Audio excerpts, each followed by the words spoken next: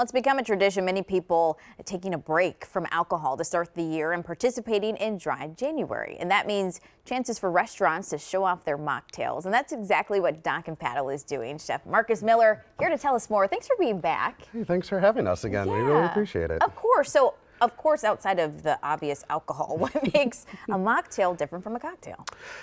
There's a lot more than people realize that go into a mocktail. It's a lot of balancing of flavors and being creative because you do have to make up for the taste of alcohol not being in there.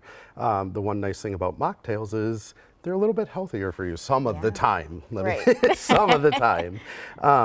But it's all encompassing because a lot of our mocktails you can also add alcohol to as well too. So you get the people that don't want alcohol and we can still service people that do want a cocktail. That's interesting that you say that, kind of breaking it down, because we were just chatting and some people are like, well, it's the same price as something, a mocktail versus a cocktail. And the big thing with mocktails that has happened, over the past 5-7 years is that it's not just juices and soda in your mocktails. There's infused syrups and there's things like the spiritless alcohols that are now where you still get the flavor of alcohol, but you're not having the intoxication of alcohol, which a lot of people don't like. So you have to know what you're doing when you're mixing all this up. All right, so you brought in some drinks. Show us them. So we have a spritz here. It is a no alcohol wine with a rosé, and then we have a strawberry simple syrup that we put in there, and a little bit of a soda. Yeah, and then this one is going to be a play with whiskey. So that is a watermelon mint juice that we make, and then there's the spiritless whiskey that's in there, and then we infuse a little bit of thyme in there as well too. Okay, and then these in the front.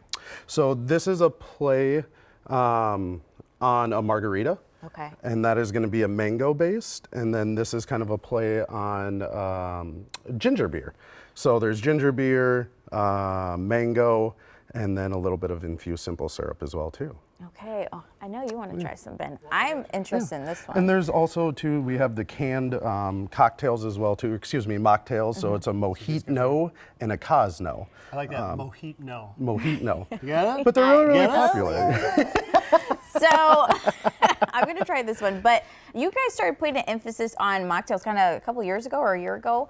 Talk about that. It's just the trend that's here to stay. There's a big health push with them, as well as people just not liking the feeling of being intoxicated. So again, we want to make sure that we're encompassing everyone, whether you want alcohol or not. And the nice thing again with the mocktails is that you can add alcohol if you want them, but it's something that's out there. Again, it's here to stay. And we just really want to lean into it and really make sure that we're encompassing everything for everyone. Yeah, including everyone. I like how it's fruity and just chill. It's funny, before we came to this, I was asking which one should I taste, and Cece says this one right here. Why was that? Because I like drinking out of a mason jar. You do. Apparently I do. Do you like it? That's very good. Yes, it is very good. I was right. You can tell it's not just juices thrown into it. You can tell there's a lot of time and kind of energy to kind of make something that's delicious. A lot of balancing flavors with our chefs as well too, and allowing them to have fun. That's one thing that we've definitely learned about mocktails is there's not a wrong answer. So some of the things that you would think with herbs and juices and they don't mix well together, really using our chefs to kind of balance flavors and putting fun things that are unexpected with it. Well, thank you so much. We're so happy that you're here. Thanks for watching. Minnesota and Company's next. We'll have more about this on KARE11.com/noon.